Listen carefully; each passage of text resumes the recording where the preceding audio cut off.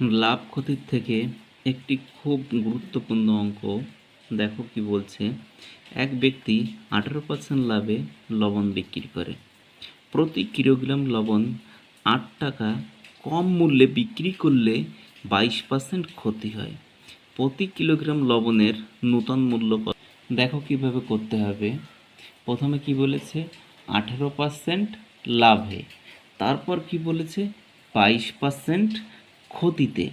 তাহলে লাভ ক্ষতি হলে কি হবে? যোগ হবে। লাভ ক্ষতি হলে যোগ হবে। 8 আর 2 10, হাতে আমার 1, 40। এই 40 সমান সমান কত বলেছে? 8 টাকা। তাহলে একে কত?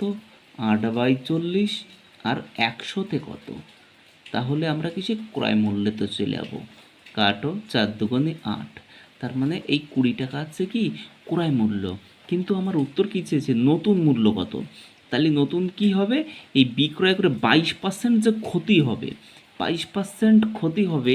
এইটা করলে কি হবে? আমার নতুন মূল্যতে চলে আসবে। 22% ক্ষতি মানে 100 থেকে 22 বাদ দাও, তাহলে কত থাকবে? 78/100। শূন্য শূন্য কাটো, 8 দুগুণে 16, 7 দুগুণে 14, আর একে 15। আর নিচে 10-এর জন্য এক ঘর আগে দশমিক, তার মানে